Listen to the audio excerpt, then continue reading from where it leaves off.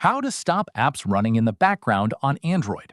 This tutorial shows you how to prevent specific apps from using up resources when you're not actively using them. First, long press the app icon from your home screen or app drawer and tap App Info screen. After that, tap Background Usage Limits. At this point, you'll see three options: Optimized, Restricted, and Unrestricted. From here, tap Restricted to stop the app from running or using data in the background completely.